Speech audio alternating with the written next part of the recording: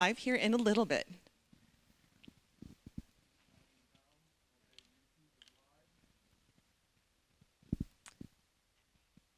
Good morning and welcome back to the continuation of Anger and Desire Webcast. We're so glad to have you with us both here in the local audience and those of you joining us across the country by web stream. This morning, Timmy and Richie will be taking an in-depth look at the ways desire is suppressed or altogether killed.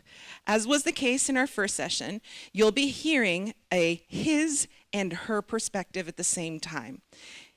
If this is a scary topic for you personally, resist the urge to tune out of this session. You'll be glad you did.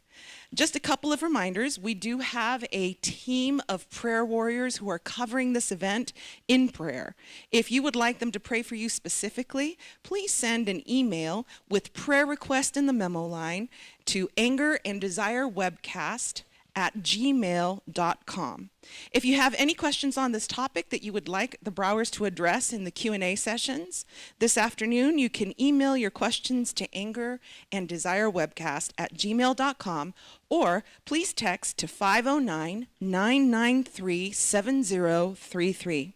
In fact, we'd love to hear from you if you're watching online. How about sending us a quick email this morning and letting us know what part of the world you're watching from and tell us about how many people are watching? Just send us a quick email again to angerandDesireWebcast@gmail.com or text to 509-993-7033. Now please join me as we welcome the Browers as they share our next session, Desire Executioners.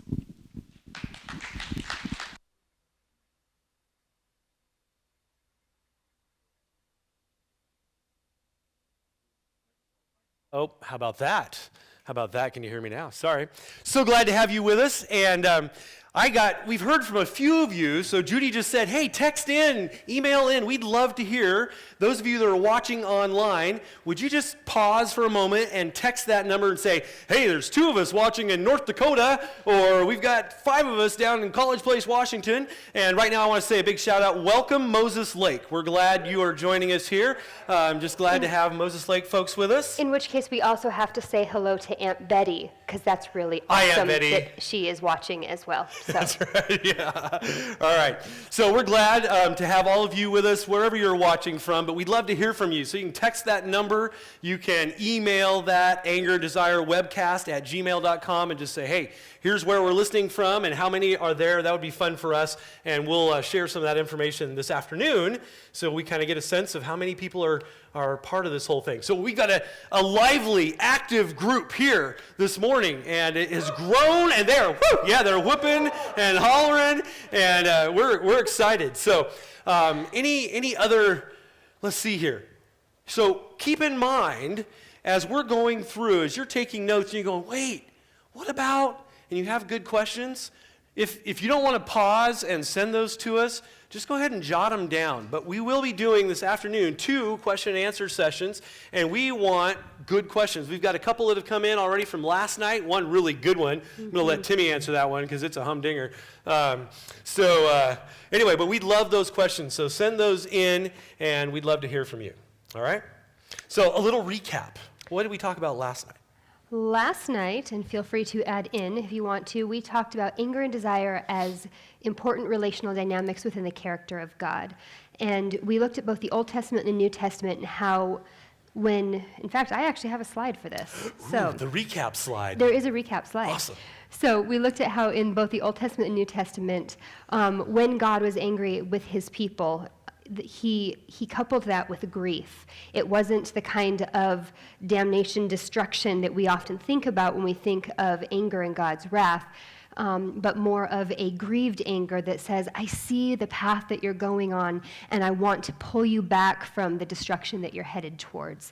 And we also looked at it as the idea of for us to be able to enter more into a godlike character, that at some level we do need to become more angry. And then how do we do that? And we're going to unpack that more today. And so my handy dandy slide. There we go. There we go. So this is one of the constructs, the frameworks that we put together last night. And that is that when we have a desire, there's always a context that that desire is threatened in. We used lots of different examples. One of the ones that the story we told last night, you love telling stories on yourself when you really look good. And in our pre-part here before we started streaming, I had to chuckle as they're talking about the illustration that I used and what was I really feeling? And that was amusing to me. So we used the example of me getting angry at Richie for bringing down clean clothes to wash, and that I sort of went ballistic around that. Not sort of. Sort of. I rather went ballistic. And then unpacking that from my desire was to be an adequate housekeeper, to not look foolish, and when he brought those clean clothes down, not knowing that they were clean, just trying to be helpful, that I felt a threat that, obviously not to my personhood, but there was a threat to my desire to look adequate as a housekeeper. And I went to anger, big, loud, like the whole fire cannon kind of a big. And is that big enough to express? You've done a pretty adequate job. Okay, good job. Well done. And so, when we go into that anger, the anger is for the purpose of protecting something in the face of threat. It's to stand up against something. And so if we are going to enter into a more godly representation of anger, then our anger needs to move towards grief. And you can see on the picture that this is part of a continuum. It's not an either or. And so we're moving more towards grief or more towards idolatry. And if we were to unpack the word idolatry in the short version, what we did longer last night, is idolatry is anything that turns us away from God in search of another source of well-being, rescue, or salvation. We don't typically go to the hills and worship Baal any longer. That's not our typical way of doing idolatry. But there are still lots of different ways that we choose to separate from our own desire and separate from grief and turn to something else to help us escape the pain of what living in this world is. And so the more we become like Christ, more like God, we will become more into grief. The example that we used last night is found in Mark 3, and that is when, yeah, I did that.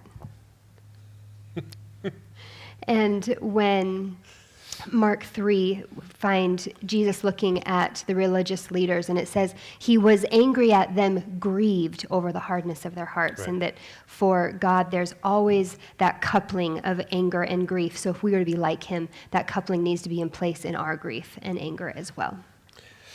So, as we said last night, good job, by the way, recapping all that. You get the prize for Cliff Notes creation on the fly. Way to go. The world and the church have really put these emotions in a box. And so last night, we began kind of uncaging them into the fullness of their rich biblical roots. And that was kind of fun to start seeing some new sides, new nuances to these ideas of anger and desire in Scripture. That's you. You really truncated that well. I did. Yeah. So this session is going to be a continuation of the conversation that we started last night, but we're going to look more specifically at desire during this session and how we try to deny desire and bury anger, and then what's the impact when we try to do that. So we're going to start with a story, and I'm going to set it up. Yes, you are. And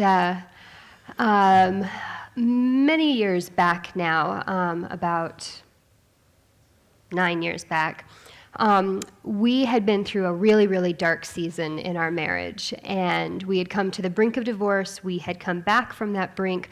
We had worked really, really hard on our relationship, spending hours every week. We kind of called it our marriage ICU phase, and so we had all kinds of people helping us get out of this, and then we found out we were pregnant, and we were so excited because we'd been working on our marriage for several years at this point, about 18 months, I think, is we'd been really, really intensely working, and it felt like this was from God saying, "Good job, kids. You've done the work. Here is your prize." And we were so excited. We told everyone within the first few days of finding out we were pregnant, which isn't my norm. Usually I wait a little while, but we were so excited. And because it really felt like it was a reward for good behavior. And that isn't actually how God works, for the record. But that's how it felt like it was just a gift. We'll call it a gift instead of a reward. That is how we interpreted it. But our understanding of how God works has grown since then. It really has.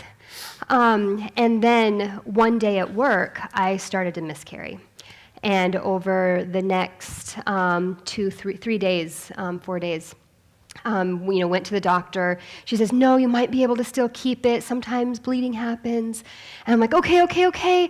So, holding really, really still so that the little baby would stay put, and that no amount of stillness was going to save the child. So we ended up losing the baby, and we were absolutely devastated.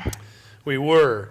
And after we lost the baby, we had just come through probably the darkest season of our marriage, and we felt like we were getting traction, but now all of a sudden, it felt like everything we'd gained could be lost in a heartbeat. Mm-hmm. And we didn't know what to do with grief. We didn't have a lot of experience dealing with grief. And not because we didn't have things to grieve, we just hadn't grieved them. Right. No, there was plenty to grieve. That's a really important separation. It wasn't just didn't go there. Right. Like lots of people around us. Right. So we both, our response to losing this baby and not knowing what to do with it was we both got very busy.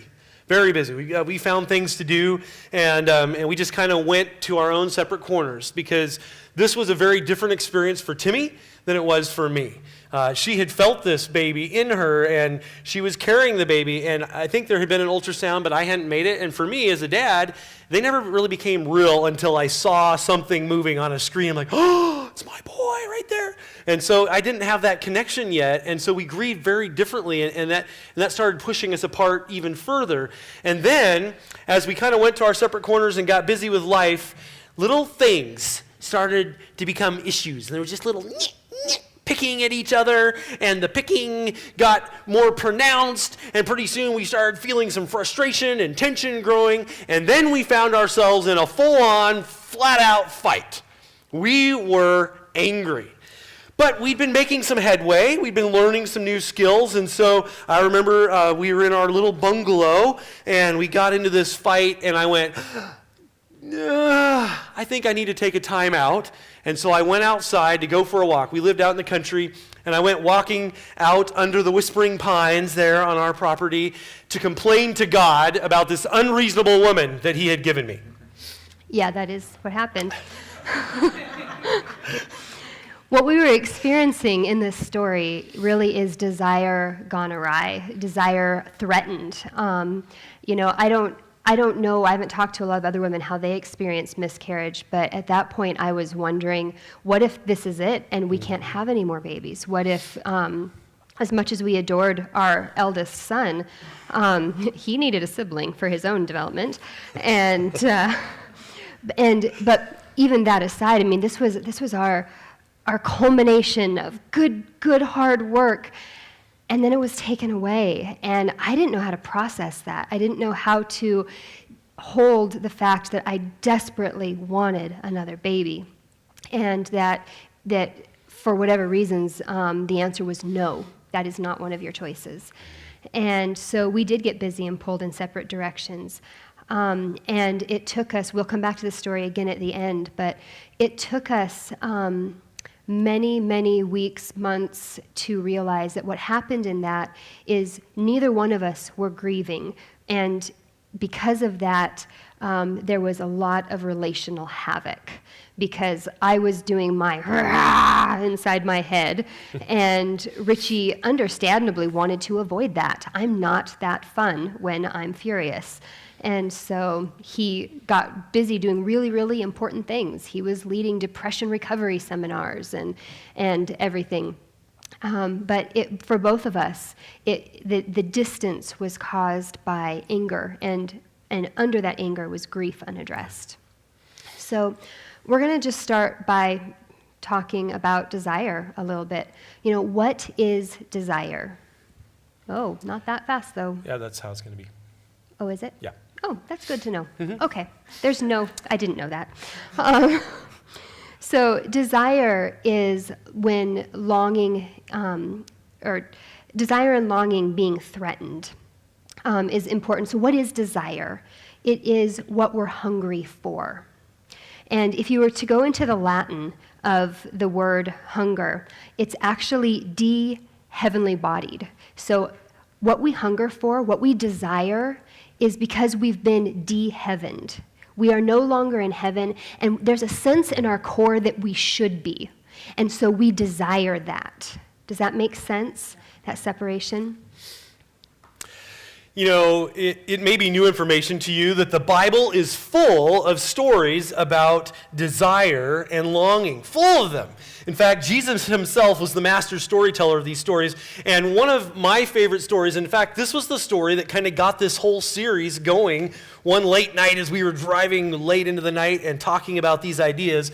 It was this story we're going to share this morning that kind of culminated in my mind and gave me some hooks. And that is the story of the prodigal son. How many of you have ever heard a sermon preached on the prodigal son in the context of anger and desire?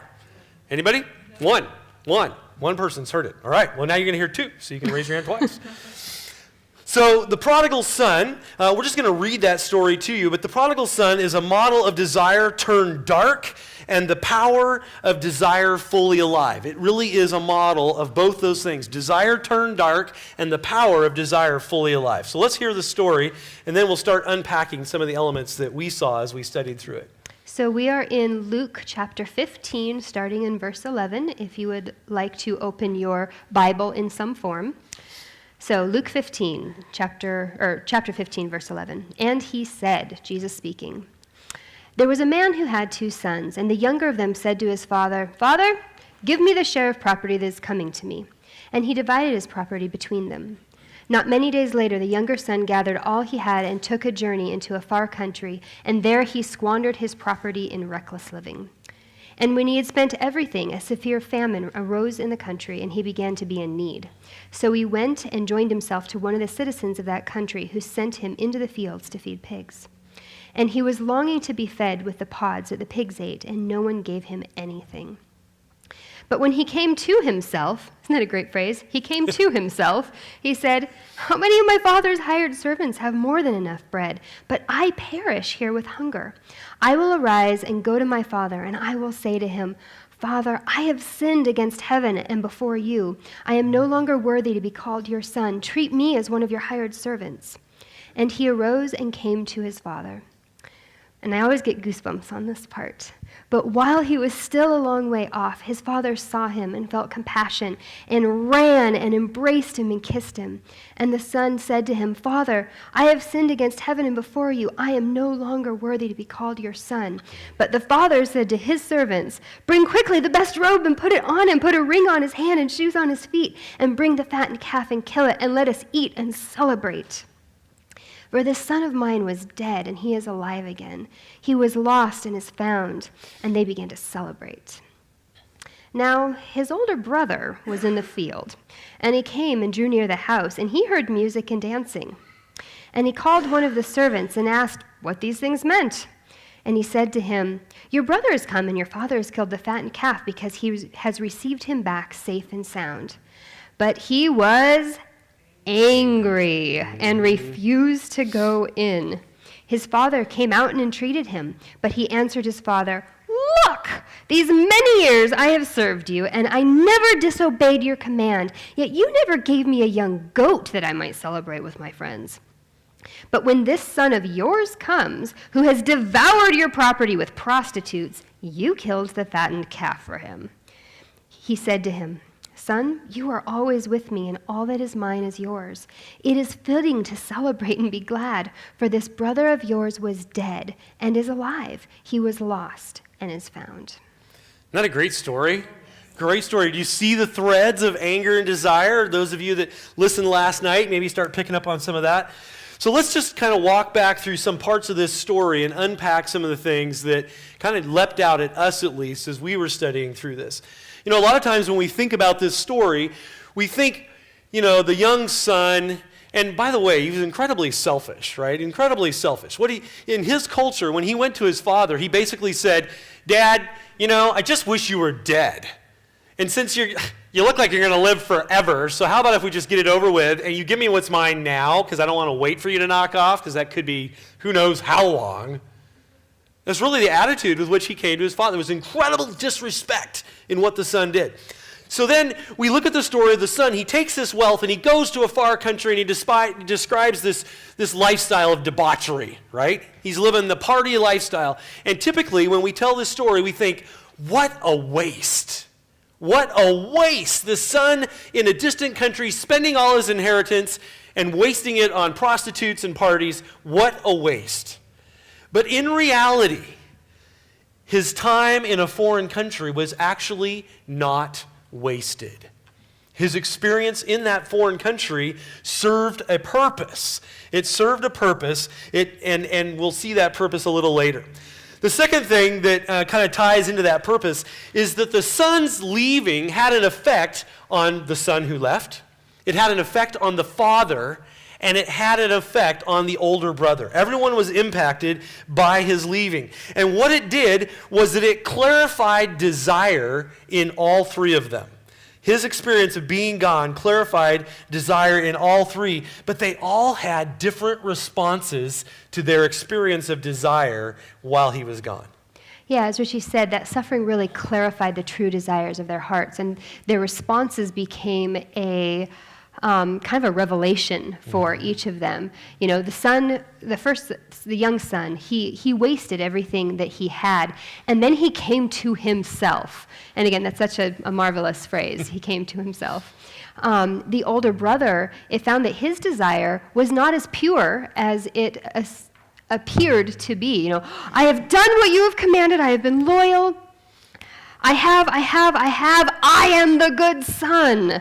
But we see that that's actually not quite as pure. I mean, he's so angry, he won't even go into the party. And then we have the father who sees the son a long ways off and runs to him and embraces him. And the response to the son's absence and then return, it really does clarify and show where their heart is truly at. And it's really that suffering for the youngest son that motivated him to take the risk of sharing what his deepest longing was. I mean, I'm pretty visual, so I love this story because I can see it. I can see him, in the lap of luxury, going off and having his party, and then the realization of the world is falling down around me in this famine, and I am going to starve, and then him joining this citizen of the debauchery land, and then hoping to have the food that the pigs eat. For a Jew was about the lowest possible.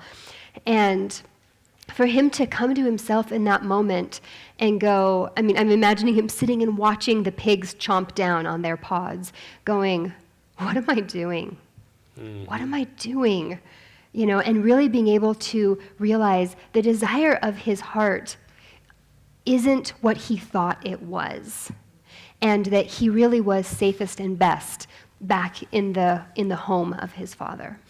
There was an amazing moment as we were working on this talk. We were sitting in our living room, and we were going through this story, and all of a sudden, I think you said something, I went, oh, I wonder what the Greek actually says here. And Timmy went on her phone and discovered something really amazing I want to share with you right now. This is so exciting.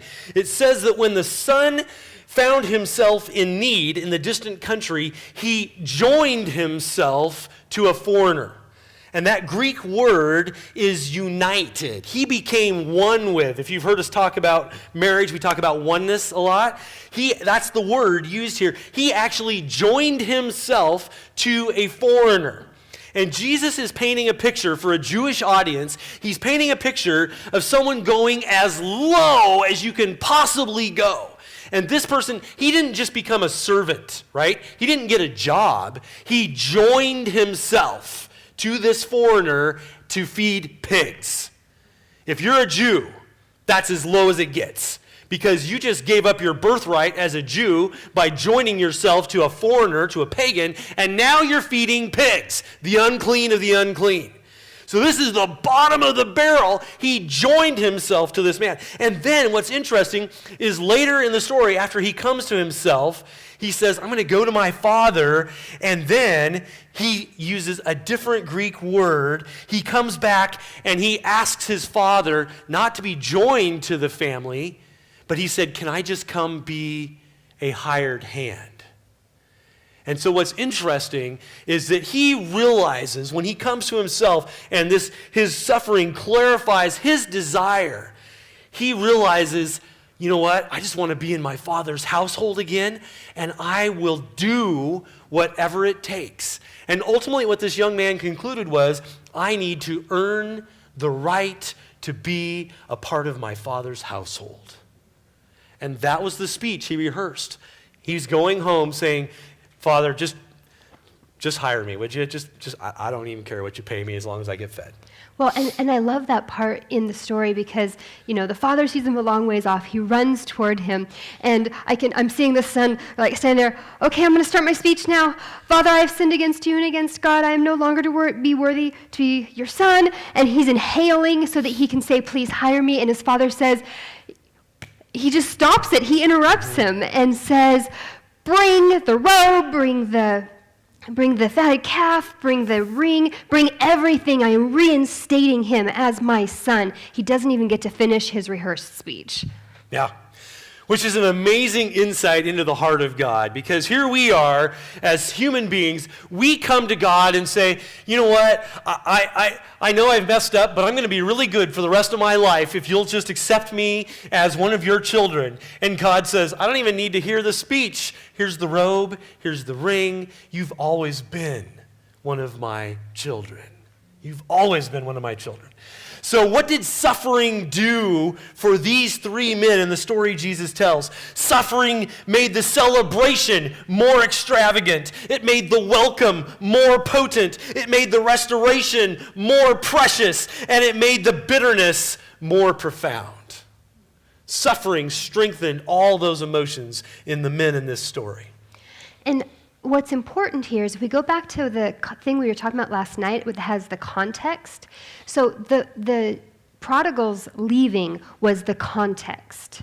And so to look at what the desire was of the father desired restoration. That's why he saw him a long way off, because he was holding out hope that son is going to come back someday, and I'm going to be waiting. I am not going to give up hope in restoration. And the older brother probably had some sense of, he's gone, good for him. I will now be the good son, and we don't have to worry about him any longer. And in that older son's response, he really buried his desire.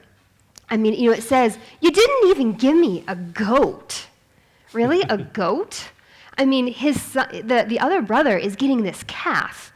That's a kind of big deal. I mean, that isn't the calf what you would kill when royalty or, distinguished guests came? And the older brother is saying, you didn't even give me a goat. And it's questioned, did he ever ask for a goat? The whole thing was his.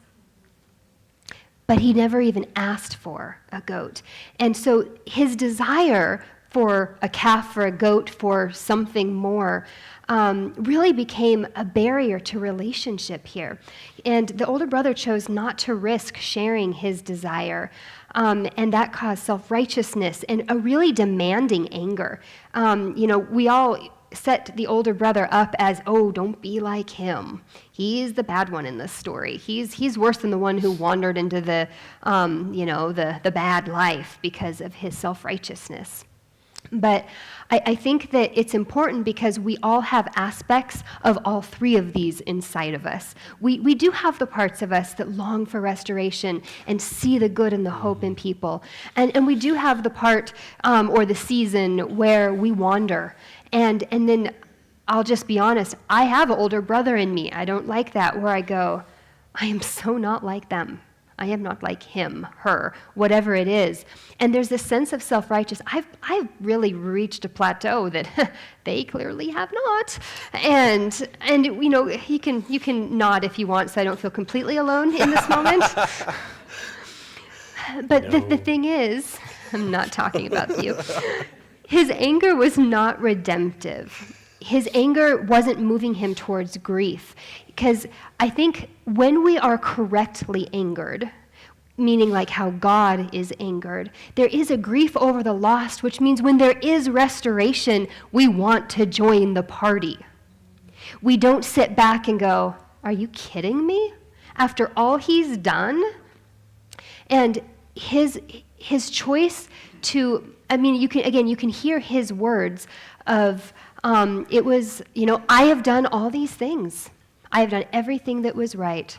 I have pretty much saved myself. I can be my own idol in this moment because clearly I have done what is good and right. And that, choosing towards that instead of towards grief, really cut him off from a really, really sweet, happy family moment. Yeah. So if you're taking notes, pick up your pen and write this down, all right? Write this down. We want the calf, but we'll settle for the goat if it means we don't have to expose our own desire. Did you catch that? We want the calf, but we'll settle for the goat if it means we don't have to expose our own desire. That was the choice of the older brother. I'm not even going to ask. I'm just here working. Dad's going to see. Dad's going to know I'm the good son, right? I'm just here working. But the bitterness is building, and it hit a boiling point when he heard the music and saw the dancing and smelled, by the way, the barbecue, right? And all of a sudden he's like, what? There is no justice in this world. We want the calf, but we'll settle for the goat if it means we don't have to expose our desire. So, what does that look like? What does settling do to us? What does settling for the goat do in our relationships? It makes us bitter. It makes us feel entitled and demanding. Or, in the church context, it makes us self-righteous. Makes us self-righteous. Settling drives wedges in relationships with God and with humans. And for some, it turns them toward the false fulfillment of addiction. That's where settling leads. It leads us to addiction. So let's just take a little bit of time. We're not going to go deep into it, but just want to explore the connection between addiction and anger and desire for just a moment. You see, addiction is a cheap substitute for what our hearts truly long for, right? My heart wants this, and I don't think I can get it, so I'll take this. Addiction is a goat every time. It's not what we really want, but it's the best we think we can get or the best we know how to get. And that's how addiction plays out in too many lives. But addiction it's a false illusion. Like the prodigal's experience, the rush is time limited, right? It's based on resources. When the resources run out, then you can't buy any more of your drug of choice, whatever that is. You can't continue in that addiction until you get more resources. And then the party's over. And for every addiction, at some point, we reach a place where the party is over. And we find ourselves feeding pigs and wishing we could eat the slop, right? And that's the path that addiction leads to and on. But Jesus says something very differently. He contrasts what happens when we choose to live in bitterness, to not communicate our desire, to settle for the goat, so to speak. Jesus says, wait. I've got something better. Jesus says, I've come that you might have life more abundantly. It's not a counterfeit experience that has any limitations on it. Jesus says, I've got it all. You can have the calf, the ring, the robe, the whole 9 yards. That's what I'm offering. Don't settle for the goat. So desire, anger, how that plays out in our lives. A few years ago, we were building a house, and while we were building it, we were 4 of us living in 574 square feet, which is a little on the small side. And at this point, the baby was getting big enough that we'd actually moved our bed into the living room because we only had one little tiny room, and the baby got that one because he was wanting to nurse all day and all night, and no one was sleeping. And mommy can only hold on to sanity for so long when she has the baby right next to her all times.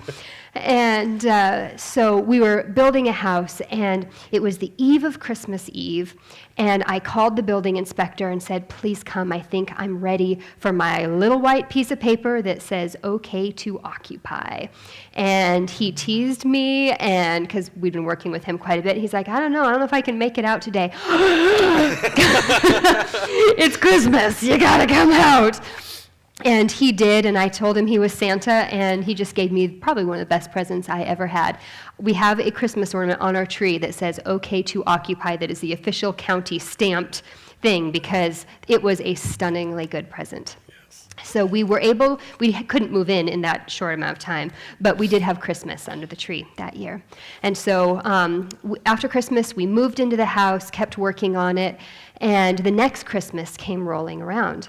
And because there's a lot of divorce in both of our families, we have some guidelines that we keep on who's going to see whose family for what holiday, and we alternate between, 1 year it's his family's for Thanksgiving, and then it's mine for Christmas, and then next year it's the alternate, so we can try to get everybody covered who wants to be covered. And so it was his family's season for Christmas this next year. Now, I built this house. I drew the plans myself, and I put every plug-in in the house exactly where it needed to be so that I could do Christmas without running a cord somewhere that I didn't want it to be. I was very, very specific about how Christmas was going to be in this new house. And this was going to be our first Christmas there. And we were supposed to be in Central Oregon. I wasn't really happy about that, but we do have rules around Christmas holiday stuff, and so I was trying to kind of abide by them, and I really didn't want to. And so I just kind of hinted what my desire was. Wouldn't it be nice to be here for Christmas? Richie, yeah, that'd be great. So should we leave on Tuesday or Wednesday? So I thought, let me try again. So I'd come at it from a slightly different angle. Maybe we can go down. Maybe the roads will be bad. Maybe we can go down for New Year's, maybe. Oh, no, that would really disappoint my family. Because here's the thing. It was my mom's turn to have us for Christmas, and we hadn't been there for, 2 or 3 years? Yeah, it was her like turn. That. So I'm like, no, sorry, we're going. Yep. And I just got growlier and growlier, and I was trying to be nice about it. Well, don't you think maybe? And he just right over his head, he's like, nope, we're going in, we're going to like it, and we're going to tell all our friends how much we like it. Okay. Those are not his words, those are my family's words, but that was still the attitude of pretty much how it went down. And I'm still sensitive to that killer of dreams moniker that I got, as we talked about last night. And so doing anything that is going to disappoint him or his family, I really shy away from that. And so I didn't really want to say anything, but I got more critical and frustrated because he wasn't taking my hints and making the decision I wanted him to make, so I didn't have to say anything about it. I wanted him to go, you're right, we have the same desires, and I want to have Christmas here with our family, and it'll be good and glorious. We had a 17-foot tree because we cut it on our property, and it was on a slant, and we didn't know it was that big until we got it in the house. And it touched the ceiling. It did, because we had vaulted ceilings right where the Christmas tree was supposed to go, where I had designed it specifically with a plug-in directly beneath it. It was a big deal. But I was afraid to come out and say, I really, really want to have Christmas here. It would mean so much to my heart to have Christmas here, because this is, again, the culmination of so much work and so much dreaming and so much desiring. And we've got the plugins right where we want them, so Christmas can be perfect. And I got more grumpy, and he didn't like that for some reason, so he got grumpy back. And at some point, and I don't remember all the intimate details of the in-between, I just came out and said it. I'm desperate to have Christmas here at our house. I don't want to disappoint you. I don't want to disappoint your mother. But I've been dreaming about being able to create Christmas in this house while we've been building it for 5 years. And I'll be okay. I won't die, obviously, if we don't. But I so want to. And now I'm caught on the horns of a dilemma, right? Because my mom in Central Oregon is really excited that we're coming and bringing the grandkids. And so I'm going, caught between my wife and my mom. But fortunately, I had an appointment, I think the next morning after you said that, with Jerry the Jerk. And so I drove into town. And who is Jerry the Jerk? Jerry the Jerk is my mentor, for those of you who are joining us this morning. Jerry the Jerk is my mentor, and I'm meeting with Jerry. And so I drove into town, and I walk into his office, and I go, Jerry, I've got a problem. And I laid out the situation. Timmy really, really, really wants to have Christmas in our house. And frankly, I'd love to too. It'd be great. But my mom. And with all the wisdom that I've come to appreciate from him over the years, he looks at me and he goes, well, who's your highest priority, your wife or your mother? I'm like, all right, well, that makes it fairly simple now, doesn't it? And so on the way home, I called my mom and said, Mom, we're not going to be there for Christmas, but we will be there for your birthday, I think is what ended up happening. We went down in February. The plan was to go down for New Year's, but then the baby got RSV and we weren't traveling, so then we went for her birthday. Yeah. So while it was just desire unaddressed and hinted at poorly, it became contention. And it wasn't until it's really risky to speak your desire, because when you do, it deepens it. And suddenly, it's not like just this good idea. It becomes like this deep thing that resides right here in your gut. But when we don't speak that, again, it becomes grumpiness, for lack of a better clinical term. It becomes grumpy, it becomes contention.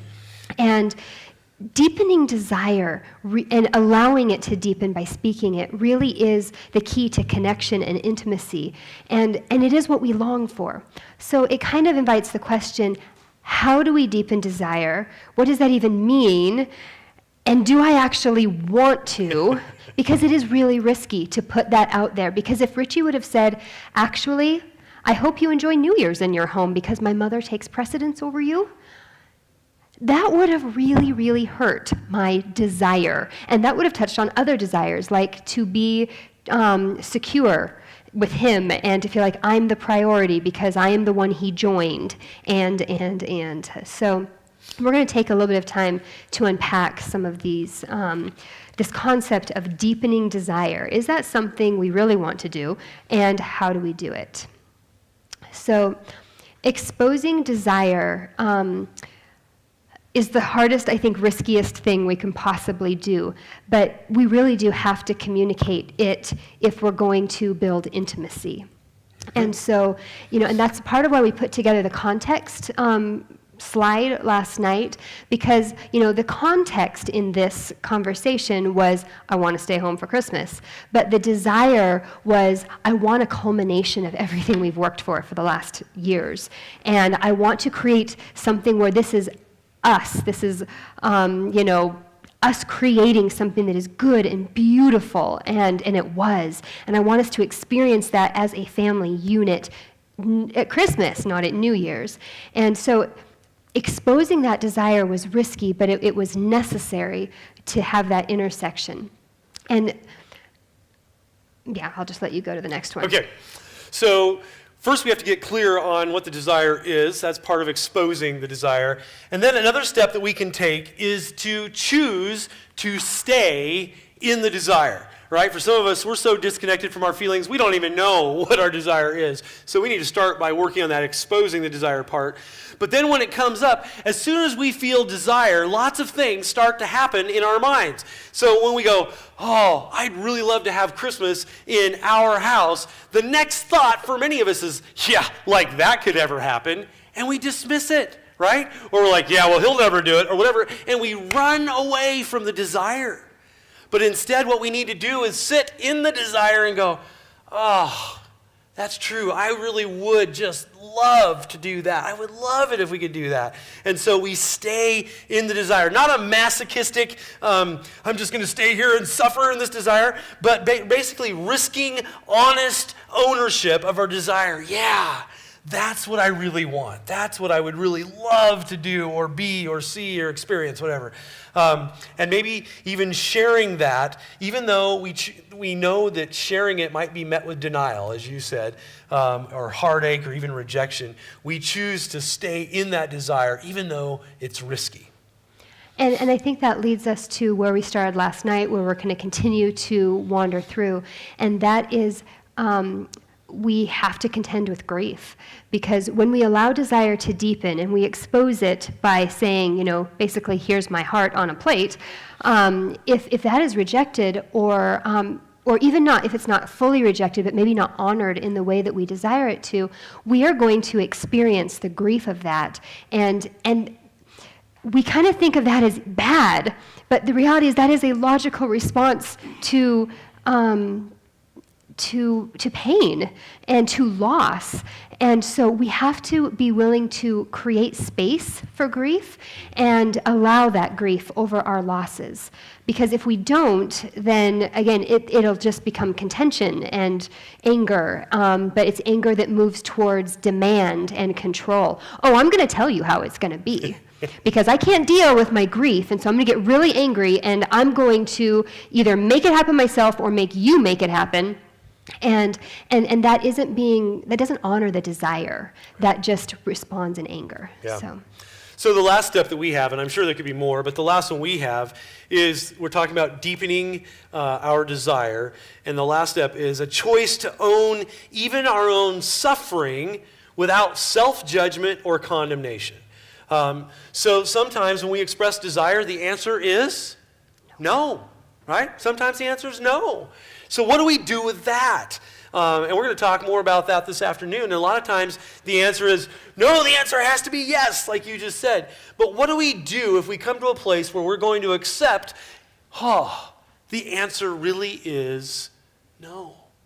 What do we do? Then do we go, I should have known that couldn't happen. I shouldn't have even asked. It was stupid of me to even think that was a possibility. We can start condemning ourselves because we had a desire, or we can choose a better path, which is owning the suffering without self-judgment. What does that look like?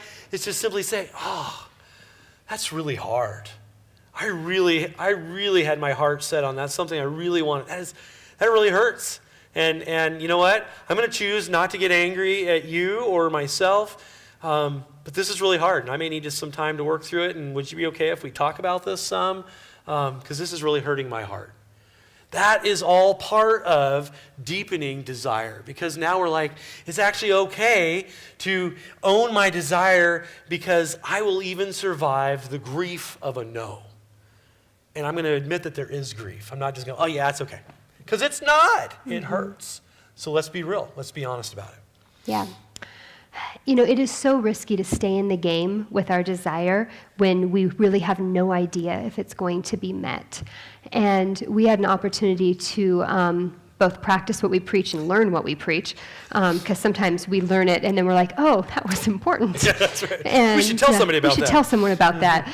And about a year ago, Richie had applied for a new job, and we were really excited about the possibilities that this job would bring, not the least of which was a steady paycheck, because the job was a perfect fit.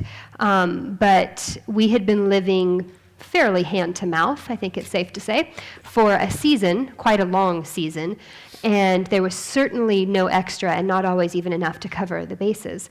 And so the idea of direct deposit was, just really, really exciting. And so he applied for this job, and we were really excited about the prospect. And then, kind of the low-key check-in, so how long is this process going to take? And the answer we were told was 4 or 5 months. And we said, have mercy, because we had a lot riding on this idea of stability. And I didn't, you don't really think about how deep your desire is for security and stability until you've lived without it for a very good long time. And then the idea and hope of actually having stability makes you so giddy you don't know what to do with yourself. And crashing into it immediately is that fear of, and what if he doesn't get the job? What if I let hope rise and desire soar? And the answer is no. And I wasn't sure, we weren't sure, really how to hold that. And we started kind of as a joke before we heard the 4 or 5 months part of, if we had a set amount of money every month, what are some of the fun things we would do? And we're talking fun things like, let's replace our towels. We haven't had any new ones since we got married, and that was 18 years ago. Ooh, that would be so exciting. I mean, so for me, the big one was we could dryer have sheets. dryer sheets. Because We those could are a afford dryer non-necessity. sheets. That would be huge for me, so I was really excited about that. It was, and we made jokes, and because of the dryer sheet comment, it became a, well, when we live in lucrativity, we will get dryer sheets. And so it started as a joke, and then it became a list, the lucrativity list. And when we would think of something, and it was our dream list, and again, most of it was not this big, expansive, we're going to buy 5 horses and put up a barn kind of stuff. It was, ooh, we could get new sheets for every bed. I mean, these little things that are fine when you start living hand to mouth, but after doing it for a season, they just don't look that great anymore. I mean, and aren't that great. well, they're not, yes. I mean, the guest room comforter had holes through it, and because it was a quilt, and all the seams had, it couldn't be fixed. So things like that, again, life-changing? No. And yes, because when your desire is for security and stability and beauty, 3 really high things on my list, not being able to create is challenging. And so we created this list, the lucrativity list. We still have our lucrativity list, and I think we probably always will. Yes. But what really, really got hard is about 4 to 6 weeks before we were going to know if he got the job. I don't know if we'd had the interview yet or not. I don't think we had. No. It doesn't matter. But we kind of had heard that there was several other really, really good applicants, like possibly more qualified. Maybe not, we don't know. But we heard that they were really good ones. And oh, our fear sensors, our threat to desire sensors started going off. And that lucrativity list felt like it was mocking us. Yeah, this is everything you want and cannot have. And I remember having a conversation going, I don't want to play with that anymore. I don't want to play lucrativity list. It's too painful because the very real possibility of a no feels like it will break my heart in 2. And as we kept talking and praying and talking, and we're like, what does it mean to stay engaged with desire? What does it mean? And we were both like, I don't want to, it's gonna hurt. If the answer is no, and again, having no idea what was gonna happen, we made a choice one night. We're going to keep working on our lucrativity list because our desire is good even if the answer is no. And that felt like a death, honestly, to stay engaged with desire knowing the answer could be no. And it was hard and it was right because it kept a level of play between us. But like in real time, holding both grief and desire at the same time. It also kept that job from becoming an idol. Yeah. Because in choosing to keep working the lucrativity list, we said, actually, our lucrativity list and our desires are not hitched to a job, they're hitched to a good God. That is true. Who will provide in his time. And Yep. so that was a choice to move away from idolatry regarding the possibility of a job. Yep. Now, can you feel the tension as Timmy tells the story of, and have you ever been there with your own desires? Is this familiar territory for some of you? You can begin to feel, this is risky business we're talking about. And thanks for telling that story so well. I felt the tension. In fact, it's going to take me a few minutes to shake it out, but well done. So let's just wrap up by looking at the incredible risk. And you know, the person who has taken the greatest risk connected to desire is God himself. No one has risked more in the desire department than God. I mean, think about what God has done in Scripture. And if you want to do your own study, go search it out. God desires us in a passionate way. He desires passionate connection with us as his people. And he says so.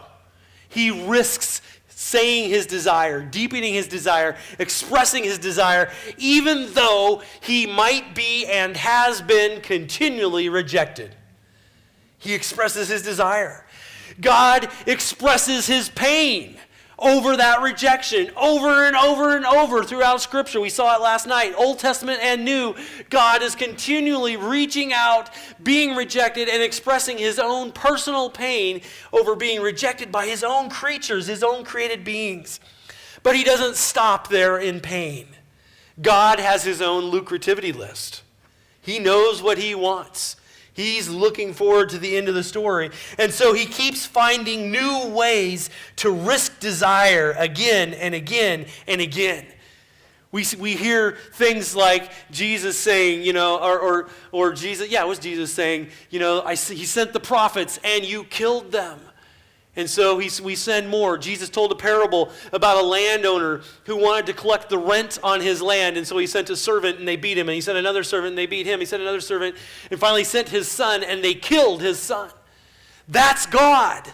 He keeps looking for new and creative ways, reaching out, and finally sends his son to say, I love you. I want to be in relationship with you. My heart is completely yours. Will you respond? Will you respond to this? Can we have a relationship? And we killed him. So we're going to go back to the story that we began with. Where we ended up was Richie going out to complain about the woman that God had given him. And after we had the miscarriage. And we were both in a really, really dark place at that point. Very angry, not really in touch with anything other than anger with both God and each other. Yep. And so we're in the middle of this big fight. It's a big fight. It was a big fight. And I storm out of the bungalow, the big house as we came to call it, which wasn't that big, but it was bigger than the bungalow. The big house was not done yet. And so I storm out of the bungalow and I walk down our driveway and I'm under these trees complaining to God about this unreasonable woman he's given me. And I didn't hear an audible voice, but boy, it was unmistakable. He spoke to me and he said, Richie, you haven't grieved the loss of your baby. I'm like, huh? You haven't grieved the loss of your baby. You need to go back inside and write a letter to the baby you just lost. And I looked up at heaven and went, what? He said, Richie, go inside, sit down at the computer, and write a letter to the baby you just lost. Tell that child how sad you are that you didn't get to meet them and how excited you were looking forward to their coming and all the dreams you had. Pour it all out on paper and then tell them how sorry you are that you won't get to meet them until heaven. Go write that letter to your baby. I'm like, okay. So for once in my life, I chose to be obedient. And I walked back into our little bungalow, and our computer, we didn't have much room, 574 square feet. And so we had a little desk in the living room, and our computer was sitting right there. And so I sat down at the computer, and I began to write, Dear baby. And I started writing this letter of how much I had looked forward as a daddy to meeting this little person, and the dreams I had, and the things I'd wanted to share. And the tears started pouring down my cheeks. My wife, who I'd been fighting with a few minutes ago, sees tears. And after I'd been typing for a little while, I sense a presence, and she walks up behind me, and she put her arm on my shoulder. And I'm still typing and crying, pouring out my heart to this little baby. And I look up, and there's tears coming down her cheeks too. I had chosen to sit in my grief. I had chosen to stay in my pain. God had directed me there. And seeing the depth of my desire and suffering built a bridge between us and gave Timmy permission to touch her own loss if she should choose to. And that's when the walls came down, is when we sat in the disappointment of our desire. If we fail to embrace our own desire, including the grief and righteous anger it may lead us to, we really do miss the heart of eternal lover. And instead, we live out lives of angry bitterness, in self-contempt and self-righteous entitlement. And we really miss the unbridled love and acceptance that is ours, both here as well as here. And so experiencing the love of Jesus ourselves empowers us to love others that way in return. You know, we talk about comfort as you have been comforted. Very good biblical concept. But if we don't allow grief, we can't be comforted. And we can't comfort from what we haven't received.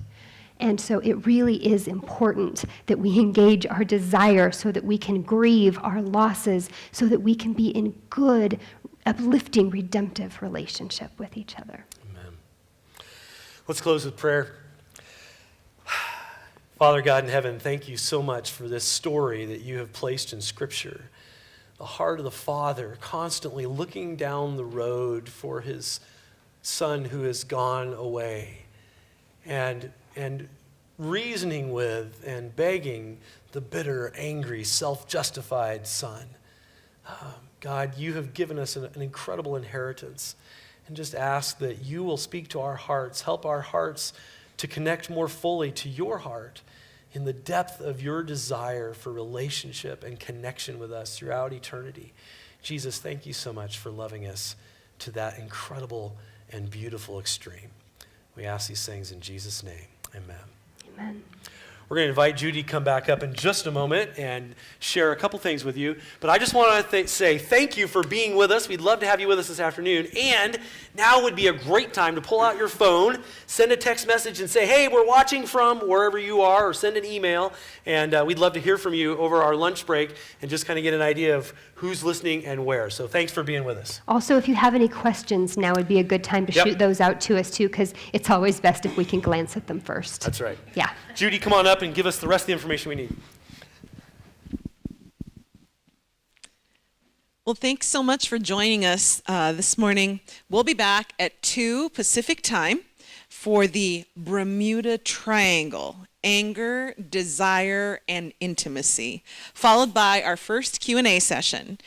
You can send your questions, as was mentioned, to angerandDesireWebcast@gmail.com or text to 509-993-7033. We'll see you here for the third installment of the webcast at 2 p.m. Pacific time. Thank you very much.